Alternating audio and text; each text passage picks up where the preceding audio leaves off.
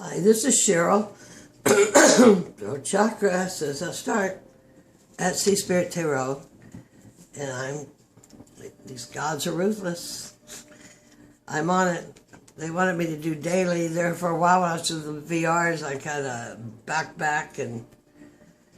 but 8 hours ago I sat down to do this video. I've since been to the mainland, all over. I'm having a cup of Vietnamese coffee from my toenail lady in my Nightmare Before Christmas mug. So here we go. The oil I used was Awaken. I know you don't see me burning incense here. It's because I've gone to no incense and I've gone to basically no candles, and I only do pure therapeutic grade essential oil. So I have Palo Santo, I have sage, I have blends. Works in your limbic system, cleans out that old stuff, makes room for new to come in. A lot of that stuff, you suppress it, and then pretty soon it gets repressed, and it gets down, repressed into parts of your body, into your joints and such. And maybe I'll do something on the not the pineal gland, how that all works. I'm not even thinking clearly. I'm tired. I need more of my Jack Skeleton coffee. Anyway, I'm continuing my Thoth lessons. That's pretty kick-ass today, too. The Thoth is really... I'm so glad I got my magnifying glass out.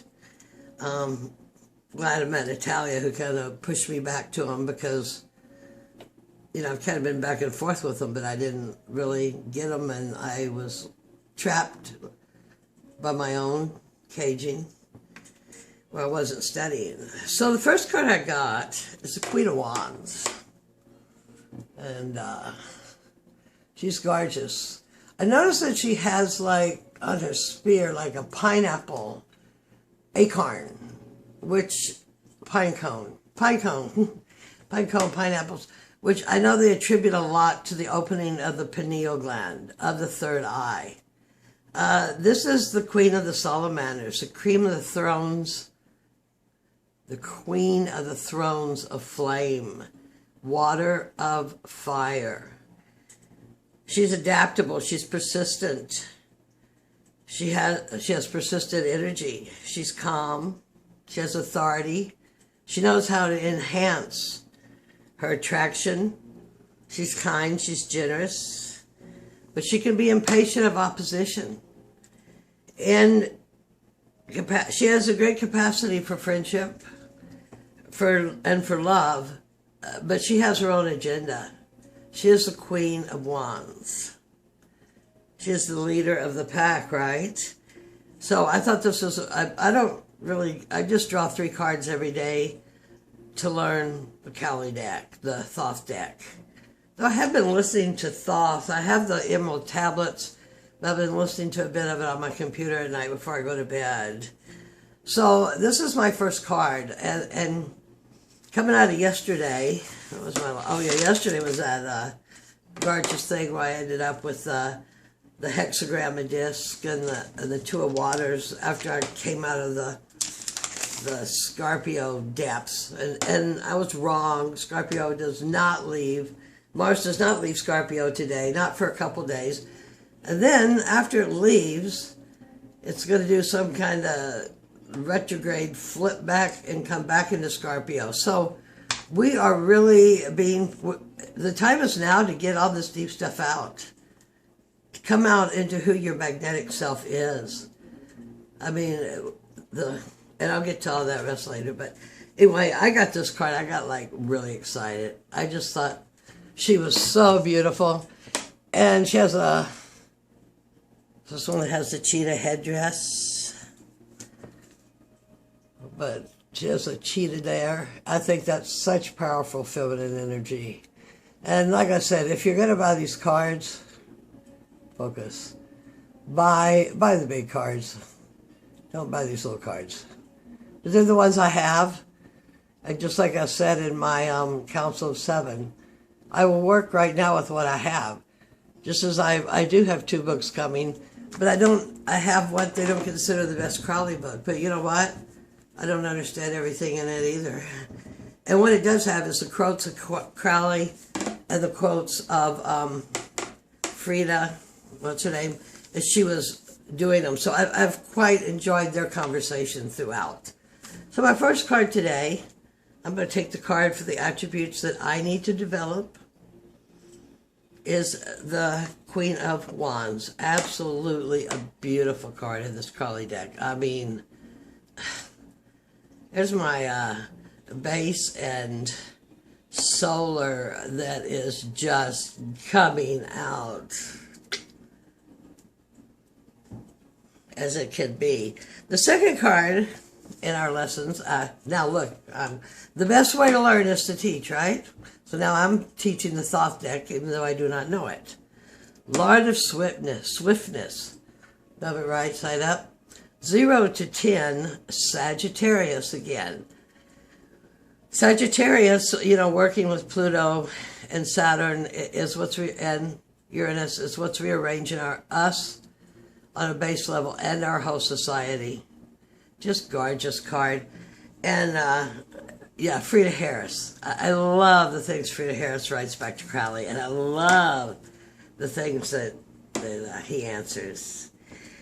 So in this card, you'll see the electricity, right? See that electricity?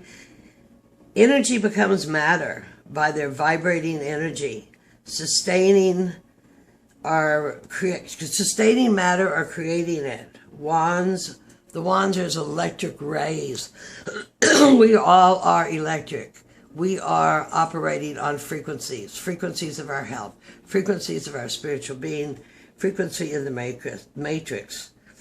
Crowley says this card represents the energy of high velocity, such as furnishes the master key to modern mathematical physics.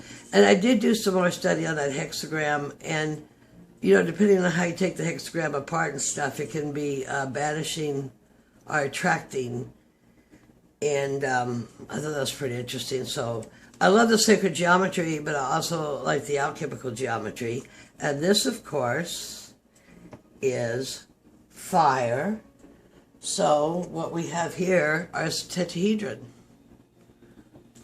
This happens to be a star tetrahedron, but here we have the tetrahedron of fire. Love all these symbols in here. They are so beautiful. And this is Mercury and Sag. Mercury, Quicksilver of the mind. Mercury, Hermes. Mercury, Thoth. Thoth of the Emerald Tablets. Archangel Metatron is associated also with Mercury. Symbols, electricity, rhythms, circles, intellect. Pretty cool card. Let's keep on this path, right? And I don't want to fall in one of those self-pity things. Even though I know sometimes you got to go down, you got to integrate all that, just realize you're still moving ahead. But I like this flying high a lot better. Third card, Lord of Material Success. This is Venus in Virgo. You know, Virgo's so damn practical. And Venus is so damn practical in Taurus, right? So what we have here is, in these planets around here, she has illustrations of the archetypes of the personalities of the planets. The frequencies of the planets, the archetypes of how, what their behaviors are, or the influence they have on your behaviors. And in the middle, she's got a solar orb, and then two equal circles. And basically what she's got there is a Vesics of Pisces, which is what all creation is. It all, begins from the Vesics of Pisces. It's like when you study that, first there was the thought, and then the thought. Or you put it on paper, there was the dot, and then the dot became a line. It's so balanced, good luck, and good management. And I think this is also paying attention to needed health.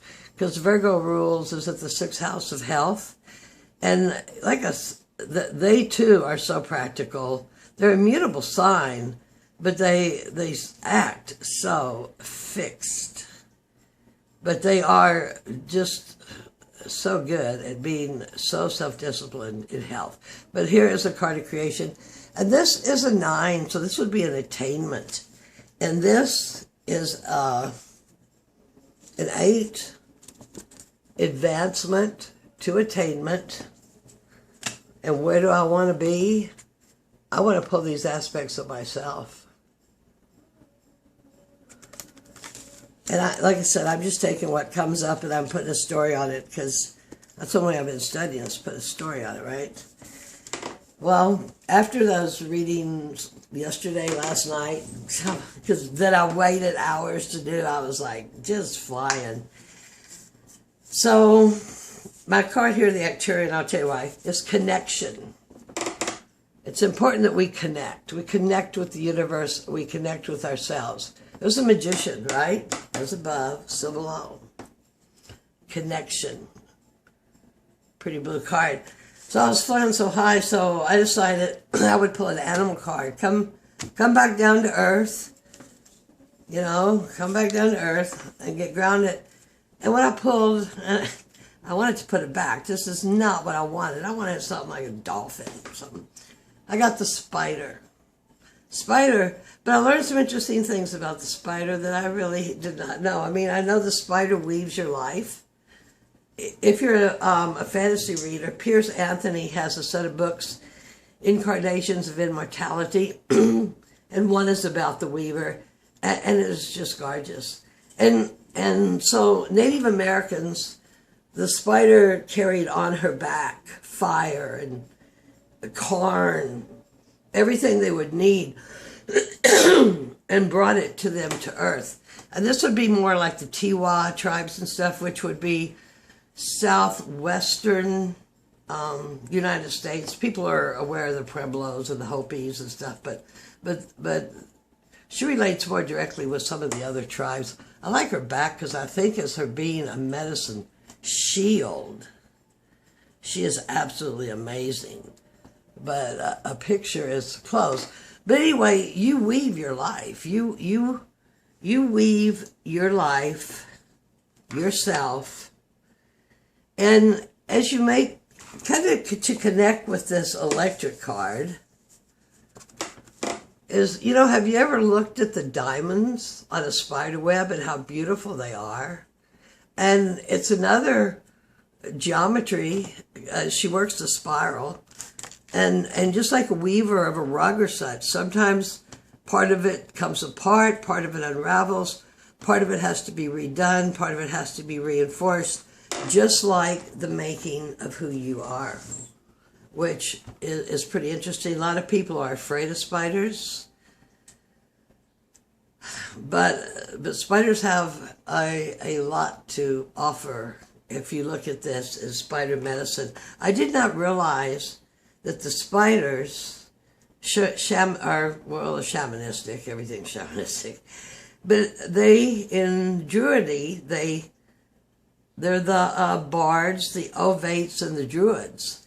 And the ovates would be like philosophers in the bardic realm of the druids. So as I was thumbing through, there's like absolutely no culture that doesn't have some kind of relation to the spider of creating reality. The consciousness you design, and it is your own puzzle. The spinner and weaver of destiny.